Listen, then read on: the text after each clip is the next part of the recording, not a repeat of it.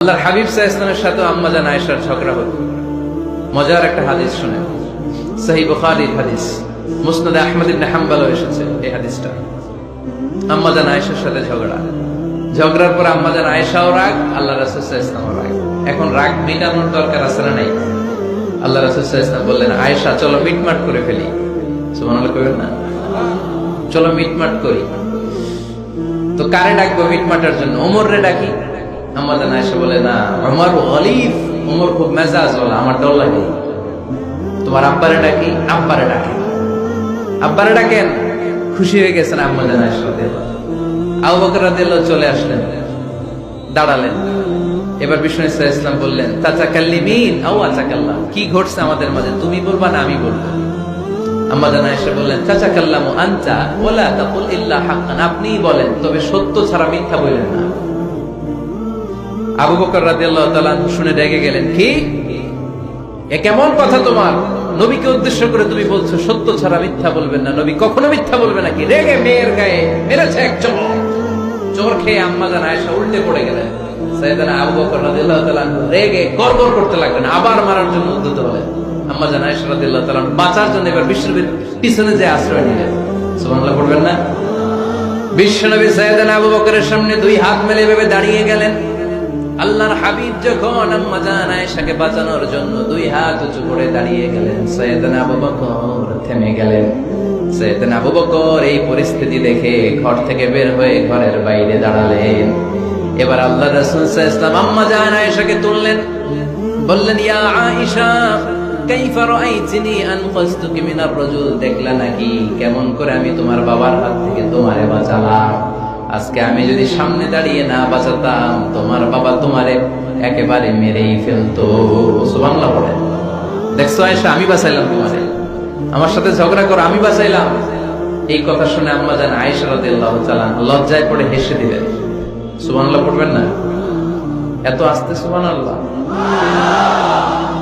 লজ্জায় হেসে দিলেন। বিষ্ণু ঈসা ইসলাম এবার হেসে দিলেন। দুইজনের হাসাহাসি শুনে বাইরে থেকে আবু বকর রাদিয়াল্লাহু তাআলা আনহু হাসির আওয়াজ শুনে অবাক, কি রে এতক্ষণ যুদ্ধ, এখন আবার হাসি কেন? হাসে দেখার জন্য সাইয়েদনা আবু বকর রাদিয়াল্লাহু তাআলা আনহু ঘরের ভেতরে ঢুকলেন। ঢুকে দেখেন আম্মা জান আয়েশাও হাসে, বিশ্বনবীও হাসে, সাইয়েদনা আবু বকর হেসে দিলেন। আরশের উপর থেকে খুশি হয়ে গেলেন কে?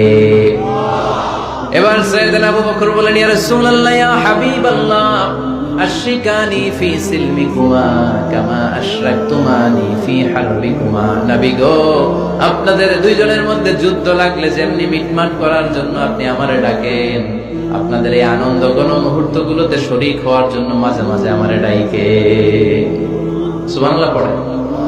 আপনাদের মধ্যে যুদ্ধ লাগলে সন্ধি করার জন্য যেমনি আমারে ডাকেন, আপনারা যখন আনন্দ ঘন পরিবেশে এরকম খুনসুটি করেন, হাসাহাসিতে মেতে ওঠেন, তখন একটু আমারে ডাইকেন। সুবহানাল্লাহ পড়বেন না?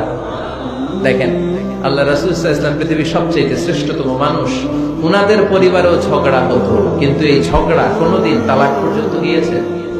কথা বলেন না কেন? আল্লাহর হাবিব সাল্লাল্লাহু আলাইহি ওয়াসাল্লাম তার কোন স্ত্রীকে তালাক দিয়েছেন? প্রায় আম্মা জান আয়েশার সাথে রাগারাগি হতো। আল্লাহর হাবিব সাল্লাল্লাহু আলাইহি ওয়াসাল্লাম বলতেন, আয়েশা কখন তুমি রেগে থাকো সেটাও আমি জানি, কখন তুমি আমার উপর খুশি থাকো সেটাও আমি জানি।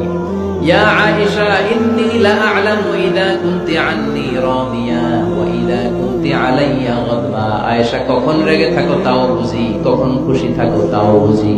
আম্মা জান আয়েশা বললেন, ইয়া রাসূলুল্লাহ, কেমনে বোঝেন? বিশ্বনবী বললেন, তোমার দোয়ার বাক্যগুলো শুনো বুঝি। যখন তুমি আমার উপরে খুশি থাকো তখন দোয়ার সময় তুমি এভাবে বলো, রব্বি মুহাম্মদ, ও মুহাম্মাদের রব, আপনি আমাদের সব গুনাহ মাফ করে দেন।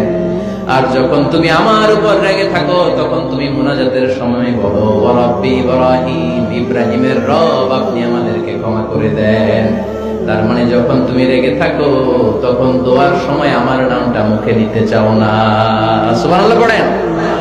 তখন তুমি দোয়ার সময় অন্য নবীর নাম নাও।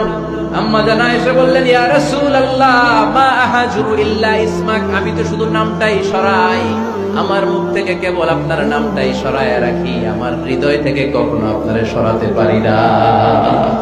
আমার হৃদয় জুড়ে আপনি, মা আহাজুরু ইল্লা ইসমাক, নবী হে, আমি শুধু দোয়ার সময় রাগের মাথায় আপনার নামটা বাদ দেই, হৃদয় থেকে তো আপনারে বাদ দিতে পারি না। সুবহানাল্লাহ বলবেন না? তার মানে নবীদের ফ্যামিলি তো ঝগড়া এগুলো হতো, কিন্তু এটা তালাক পর্যন্ত গড়া হতো না, ঠিক কিনা?